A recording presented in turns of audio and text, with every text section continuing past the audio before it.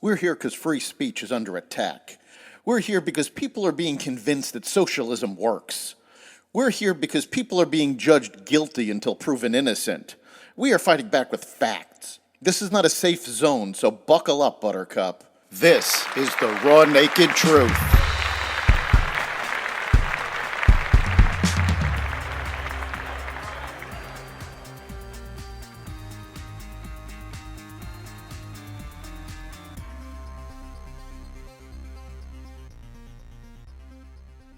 Biden betrays Israel. Migrants learn from protesters, and more. Welcome to the Raw Naked Truth. I'm your host, Eric Lopkin, and here's the news you need to know.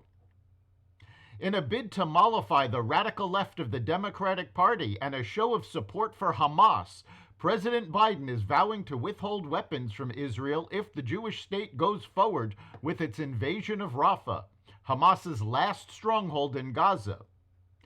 Civilians have been killed in Gaza as a consequence of those bombs and other ways in which they go after population centers, Biden told CNN's Erin Burnett in an interview released Wednesday. I made it clear that if they go into Rafah, they haven't gone into Rafah yet. If they go into Rafah, I'm not supplying the weapons that have been used historically to deal with Rafah, to deal with the cities that deal with that problem, Biden said. Senator Tom Cotton accused Biden of playing politics with Israel to try to win Michigan and Minnesota, where there is a large Muslim population.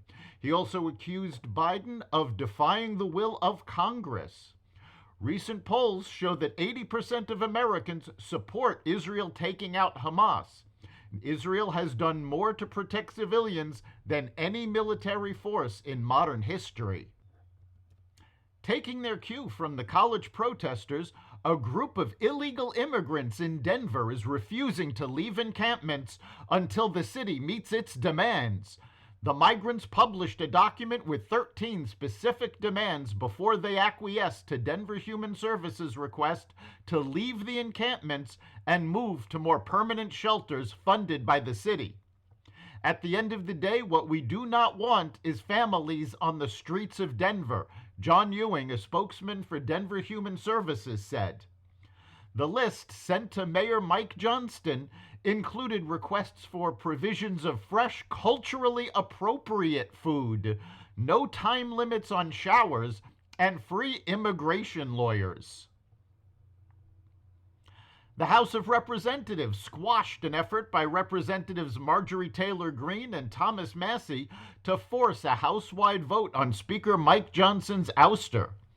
Greene appeared to catch most congressional watchers by surprise when she moved to force a vote on her motion to vacate the chair, the procedural move that would allow for the vote. She noticed her resolution as privileged, meaning House leaders had 2 legislative days to take it up.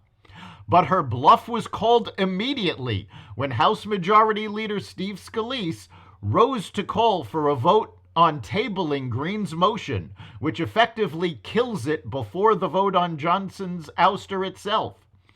Johnson got overwhelming bipartisan support for the table vote, which passed 359 to 43, averting a vote on her motion and reining in the far-right activists. Just 11 Republicans voted against tabling the measure, along with 32 Democrats.